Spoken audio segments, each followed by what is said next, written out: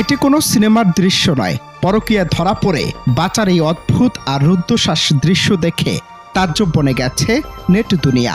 পরনে কেবল অন্তর্বাস, আর হোটেলের 5 তলার জানালার বাহিরে একটি সাইনবোর্ড আঁকড়ে ধরে ঝুলছেন এক যুবক। নিচে উৎসুক জনতার ভিড়, আর উপরে হোটেলের কর্মীদের প্রাণপণ চেষ্টা তাকে ভেতরে টেনে তোলার। যুবকের চোখ মুখে রাজ্যের আতঙ্ক, যেন ভেতরে ফিরে যাওয়ার চেয়ে এই মৃত্যু ঝুঁকি নিয়ে বাহিরে ঝুলে থাকাই তার কাছে বেশি নিরাপদ, কারণ ধরা পড়লেই জামিন নেই। ঘটনাটি কেবল টানটান উত্তেজনার সিনেমার কোনো দৃশ্য মনে হলেও এটি ছিল বাস্তবের এক নাটকীয় পরিণতি।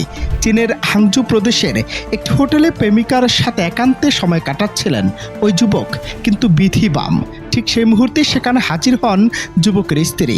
রাগে অগ্নিশর্মা স্ত্রীকে সামনে দেখে দিক বিদিক জ্ঞান শূন্য হয়ে জানালা দিয়ে বাইরে ঝাঁপ দেন তিনি, এবং প্রাণ বাঁচাতে হোটেলের সাইনবোর্ডটিকে নিরাপদ আশ্রয় হিসেবে বেছে নেন। সামাজিক যোগাযোগ মাধ্যম এক্সে ভিডিওটি ছড়িয়ে পড়ার পর মুহূর্তেই তা ভাইরাল হয়ে যায়। নেটিজেনদের মধ্যে বইছে হাসির রোল। কেউ কেউ বলছেন এক বিপদ থেকে বাঁচতে গিয়ে বেচারা নিশ্চিত মৃত্যুর মুখে পড়লেন। তবে হাস্যরসের আড়ালে এটি পরকীয়ার এক চরম সামাজিক লাঞ্ছনার প্রতিচ্ছবি হিসেবেই দেখা দিচ্ছে।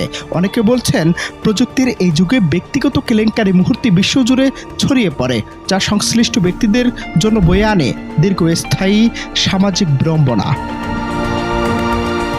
এই ভিডিওটি আমাদের সমাজের নৈতিক অবক্ষয় আর হটকারী সিদ্ধান্তের এক চরম উদাহরণ। একটি মুহূর্তের ভুল সিদ্ধান্ত বা অনৈতিক সম্পর্ক কিভাবে মানুষের জীবনকে জনসম্মুখে তামাশার পাত্র বানিয়ে ফেলতে পারে তা এই যুবকের করুণ পরিণতি থেকেই স্পষ্ট। পরকীয়া কেবল সম্পর্কের বিশ্বাস ভাঙা নয়, বরং অনেক ক্ষেত্রে তা জীবনকে খাদের কিনারায় দাঁড় করিয়ে দেয়, ঠিক যেমনটি ঘটেছে হাংজুর এই যুবকের ক্ষেত্রে। অনন্ত হাসান মাসুদ, বাংলা টিভি।